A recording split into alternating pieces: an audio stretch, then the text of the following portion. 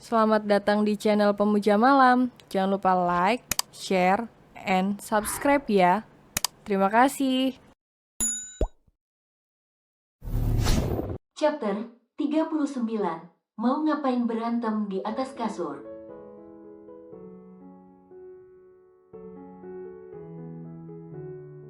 Brengsek, Nancy mengernyitkan dahi. Siapa maksudmu?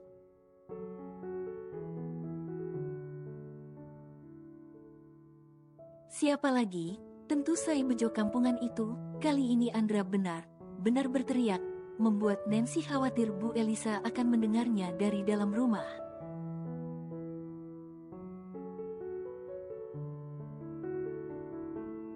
Hei, Andra, jangan teriak. Kita bicara dulu di tempat lain. Oke, Nancy sebenarnya merasa takut, tapi ia berusaha membujuk Andra.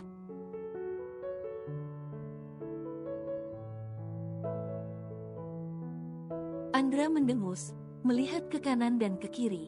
Tampak para pelayan yang sedang berlalu lalang memperhatikan mereka berdua.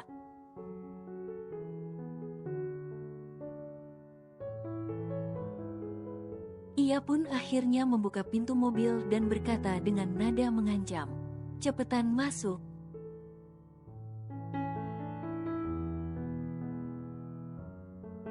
Sambil menelan ludah, Nancy menuruti ucapan sang kekasih. Ia pun masuk ke mobil dengan jantung berdebar kencang karena ketakutan.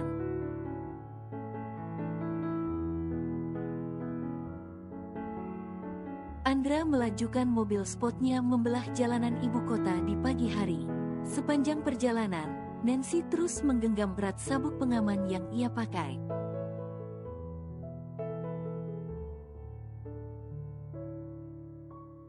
Mobil Andra berhenti di parkiran basement apartemen Andra. Dengan kasar, lelaki itu menarik tangan Nancy memasuki gedung.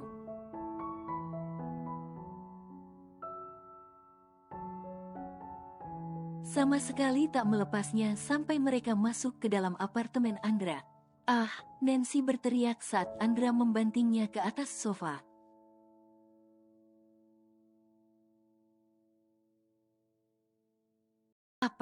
Apaan kamu? Sakit?" Andra tak peduli. Ia menindih tubuh Nancy dan mencekik leher wanita itu.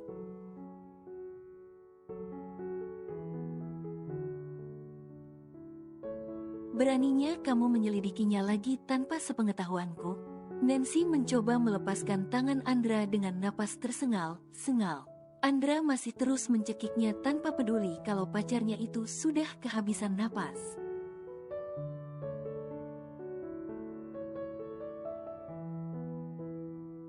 Barulah saat Nancy terlihat sudah benar lemas, Andra melepaskannya.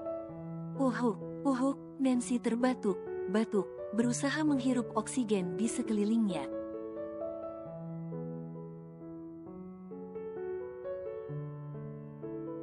"Andra, kenapa kamu tega melakukan ini?" Nancy memandang Andra dengan mata berkaca-kaca.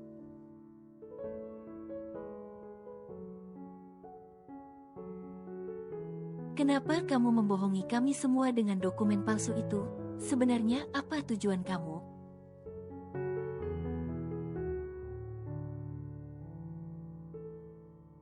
"Tujuan? Untuk apa kamu menanyakan hal yang sudah jelas? Tujuanku tentu hanya satu, yaitu menguasai harta keluargamu."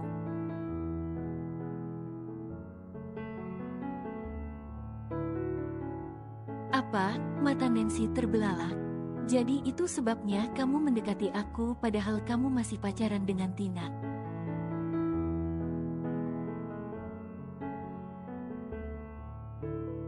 "Tentu saja. Menurutmu apalagi? Hanya orang bodoh yang akan melepaskan wanita sesempurna Tina hanya demi bocah ingusan seperti kamu. Kecuali dia memiliki tujuan yang jelas."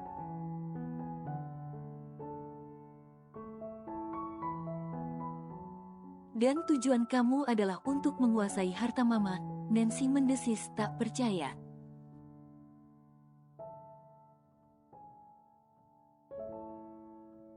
"Aku kira selama ini kamu mencintai aku." "Cinta, cuy," Andra meludah ke lantai.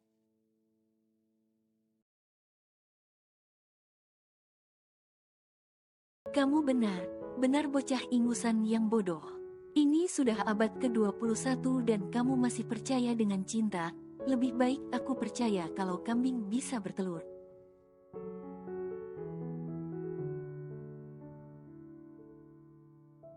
Andra, Nancy berteriak frustasi.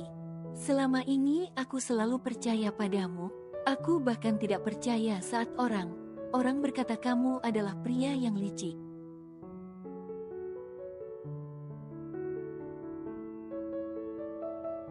Tapi ternyata kamu benar seperti yang mereka katakan. Benar, aku memang pria yang sangat licik, Nancy. Andra mendekati Nancy dan meraih dagunya.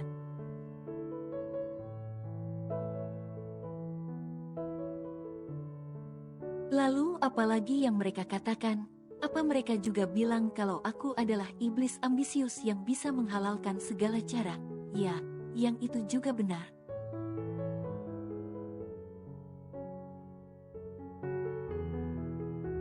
Nancy menatap Andra dengan mata bergetar.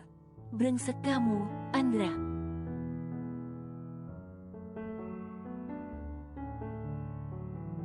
Hahaha, Andra tertawa terbahak-bahak. Kamu benar, aku memang brengsek dan beraninya kamu, bocah ingusan, menggagalkan rencana pria brengsek ini.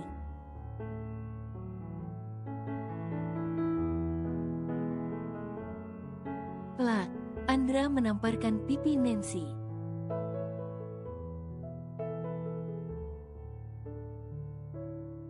Karena kamu sudah mengganggu rencanaku, aku tidak punya pilihan lagi Nancy.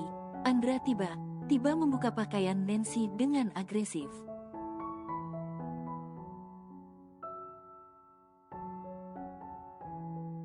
Andra, apaan kamu? Kalau aku tidak bisa menikahi kamu secara baik, lebih baik ku buat kamu mengandung anakku.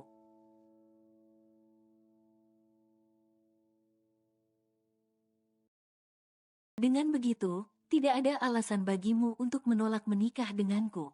Andra, Nancy berusaha memberontak, meski hal itu sia karena tenaganya kalah besar dengan Andra.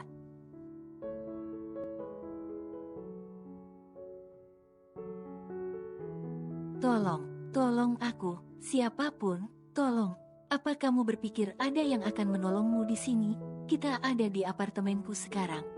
Tidak ada yang akan mendengarmu, Andra menyeringai, semakin menakuti Nancy.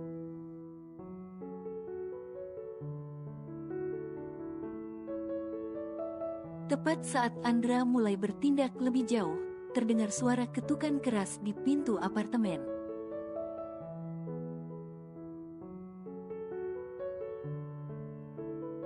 Andra menghentikan tindakannya, dan Nancy melihat kesempatan itu untuk menjauh.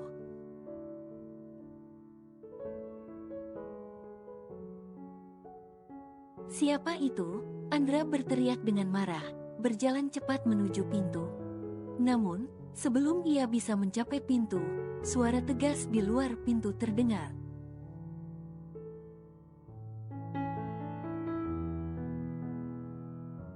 Tuan Andra, ini petugas dari Direktorat Jenderal Pajak. Kami datang untuk melakukan penyitaan atas harta Anda karena dugaan kasus korupsi. Silakan buka pintu.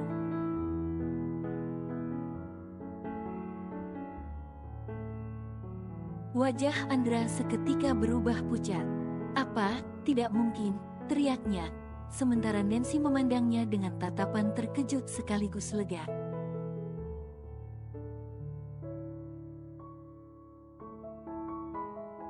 Andra berpikir cepat, mencoba mencari cara untuk melarikan diri. Ia melihat ke sekeliling apartemennya, mencari jalan keluar.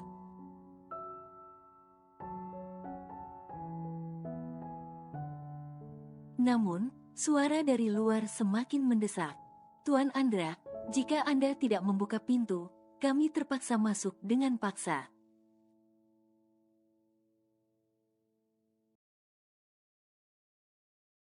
Nancy yang masih terbaring di sofa melihat kesempatan ini. Dengan sisa tenaganya, dia berlari ke arah pintu dan membuka kunci pintu apartemen.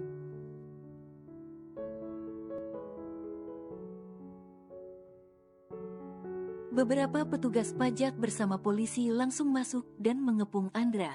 Andra Pangastu, Anda ditahan atas dugaan korupsi dan penggelapan pajak. Salah satu petugas pajak menjelaskan sambil menunjukkan surat perintah penangkapan.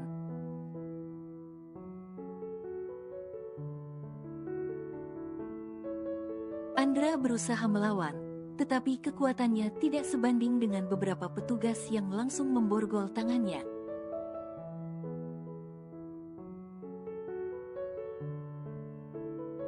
Nancy melihat kejadian itu dengan perasaan campur aduk. Ada rasa lega karena Andra ditangkap.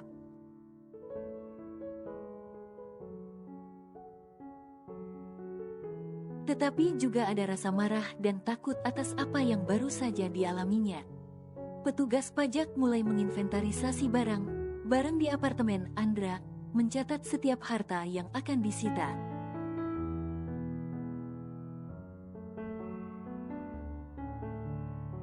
Adik ipar, "Are you okay?" Tina muncul dari belakang para polisi. "Tina," Nancy terbelalak.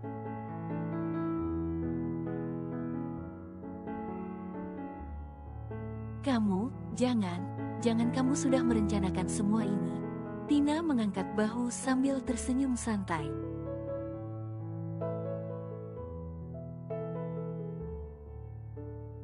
"Yah, semuanya berjalan sesuai perkiraan gue. Teganya kamu," Nancy berteriak kesal, mencengkeram kerah Tina.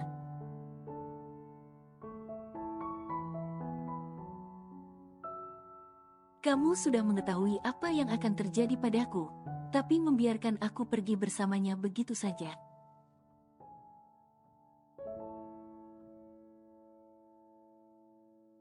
"Apa kamu tahu apa yang baru saja dia lakukan padaku? Bukankah seharusnya lo berterima kasih dulu sama gue, daripada marah nggak jelas?" Tina menghempaskan tangan Nancy yang mencengkeram kerahnya.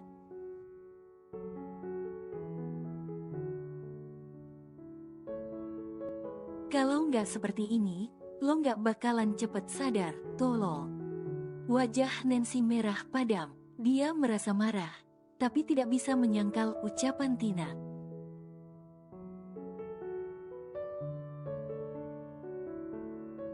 "Nona," Yena muncul dan langsung menyampirkan jaket ke bahu Nancy. "Anda pasti syok. Mari saya antar masuk mobil," ujarnya sambil membimbing Nancy keluar dari apartemen.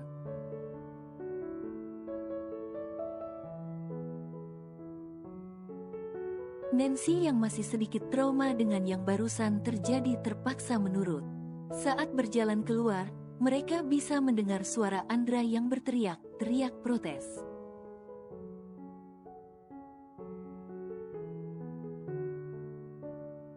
"Kalian tidak bisa melakukan ini. Aku tidak bersalah. Ini semua adalah kesalahpahaman."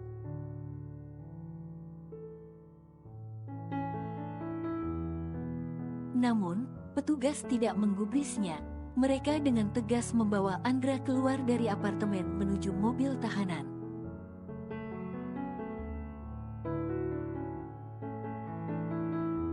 "Kamu," Andra menunjuk ke arah mereka bertiga dengan tatapan meradang.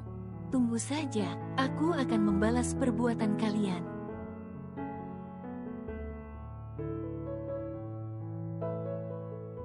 Nancy tercekat. Rasa takutnya terhadap Andra masih tersisa di wajahnya. Sementara itu Tina malah mengacungkan kedua jari tengahnya menantang Andra.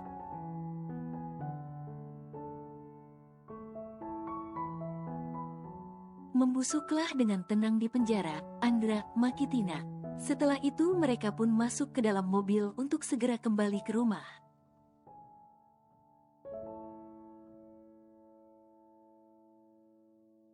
Bu Elisa dan Joe sudah menyambut kedatangan mereka dengan wajah khawatir. "Astaga, Nancy, kamu baik saja nak?" Bu Elisa memeluk putrinya erat. Nancy yang masih merasa ketakutan balas memeluk ibunya sambil menangis terseduh-seduh.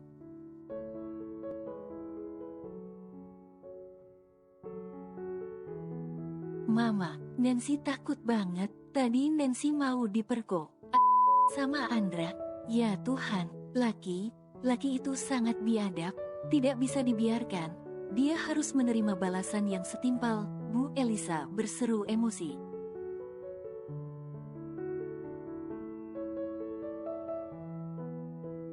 Tenang saja Bu, Tina berkata lembut sambil mengusap punggung sang mertua.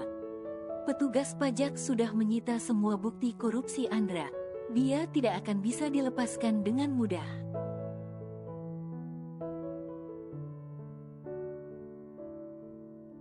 Syukurlah, terima kasih Tina. Lagi kamu sudah membantu ibu. Tidak usah sungkan Bu, bukankah ibu adalah mertuaku? Tina tersenyum, lalu menoleh ke arah Joe yang menatapnya dengan khawatir.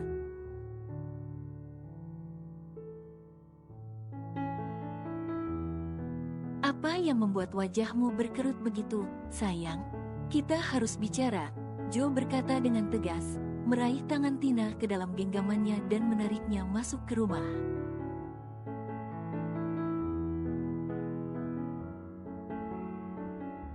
Tina menelan ludah. Kenapa tiba-tiba ekspresi suaminya begitu serius? Sayang, Tina berkata penuh hati saat dirinya dan Joe sudah berada di dalam kamar.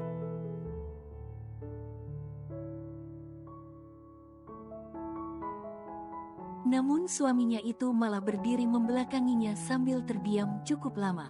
Kamu mau bicara apa?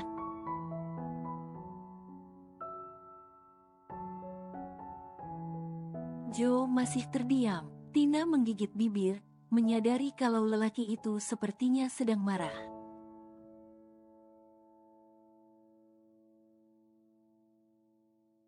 Maaf, kamu marah ya Gara? Gara tadi aku tiba pergi tanpa ngasih tahu kamu lebih dulu.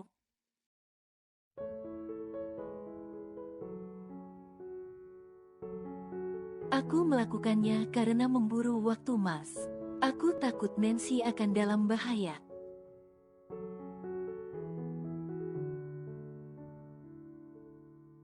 Terlihat Joe menghela napas panjang di depan sana. Mas, jangan marah dong. Please, Tina memberanikan diri mendekati sang suami, menatap wajahnya.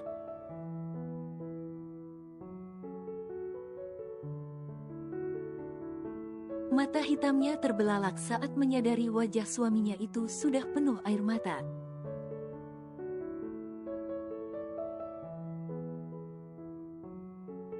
Mas, kamu nangis? Ya Tuhan, maafkan aku. Tina segera memeluk Joe dengan lembut.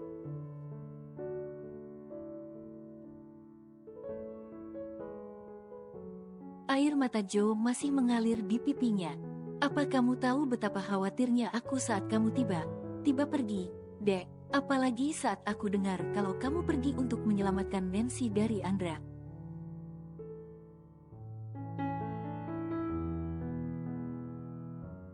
Aku benar takut. Aku bingung harus melakukan apa. Bagaimana kalau Andra mencelakai kamu?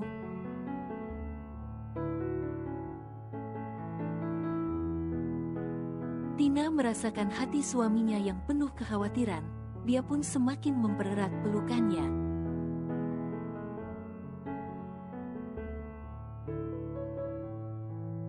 Memang, pagi tadi, setelah Nancy pergi dengan Andra, Tina buru pergi menyusul bersama Yena.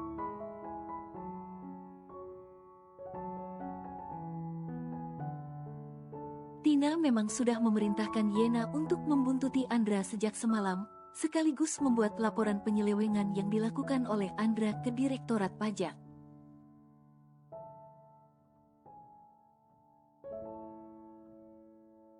Tina mengakui kalau perbuatannya untuk tidak berpamitan pada Joe memang salah.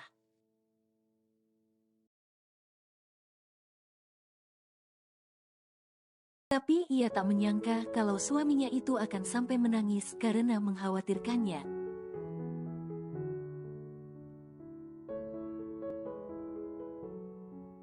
Maafkan aku, Mas. Aku benar tidak ingin membuatmu khawatir. Aku hanya berpikir untuk menyelamatkan Nancy secepat mungkin. Tanpa terasa air mata Tina ikut merebak.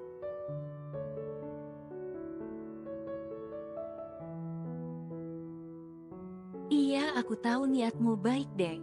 Tapi tetap saja, kita adalah suami istri. Aku berhak tahu kemana kamu akan pergi dan apa yang akan kamu lakukan.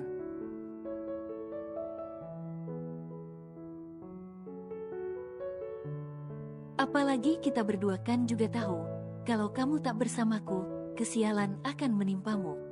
Bagaimana aku bisa menunggu dengan tenang? Coba.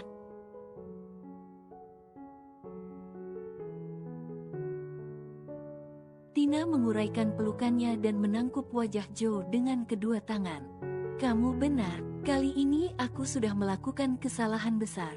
Aku janji, aku tidak akan mengulanginya lagi lain kali, Mas.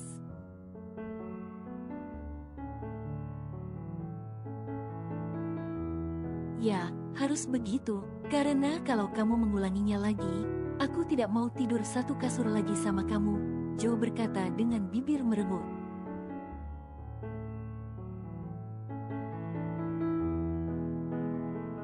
Mendengar ancaman Joe, sontak rasa haru di dalam diri Tina menguap, digantikan oleh senyuman geli di wajahnya.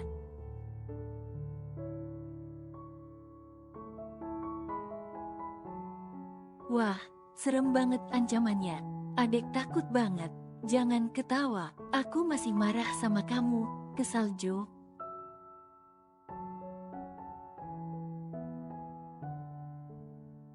Uluh, sayangku. Jangan malah, nanti cepet tua. Tina malah semakin menggoda dengan mengecilkan suaranya seperti bicara dengan anak kecil.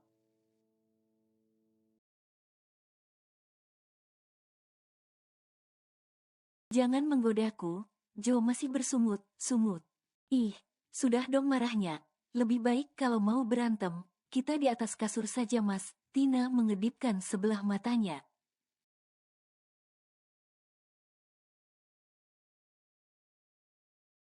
Joe mengernyitkan dahinya heran. Mau ngapain berantem di atas kasur, biar kalau adu jotos nggak sakit.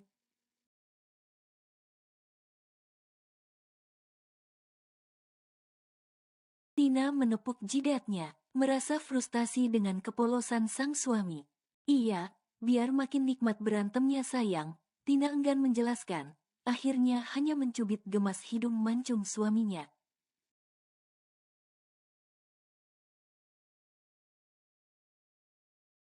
Udah kan marahnya, sekarang kita keluar yuk, kita hibur dulu adikmu yang masih sedih itu Mas.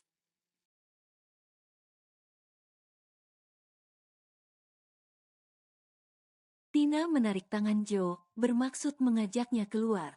Tapi Joe masih terdiam di tempatnya.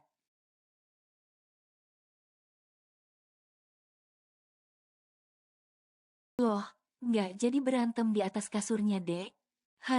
Hari setelah penangkapan Andra berlangsung dengan damai. Setiap hari, Tina dan Joe selalu berkunjung ke rumah Bu Elisa.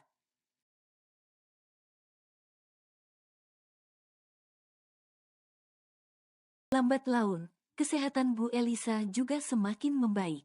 Adek ipar, Tina memanggil Nancy yang lewat di depannya dengan senyum penuh arti. Saat ini Tina punya hobi baru, yaitu menjahili Nancy alias adik iparnya.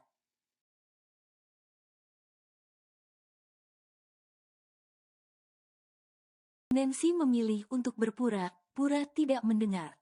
Feelingnya berkata kalau saat ini kakak ipar yang tak mau diakuinya itu akan menyuruhnya melakukan hal-hal aneh.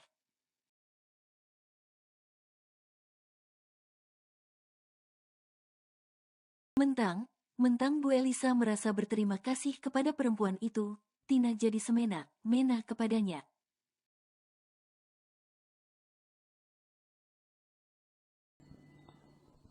Bersambung.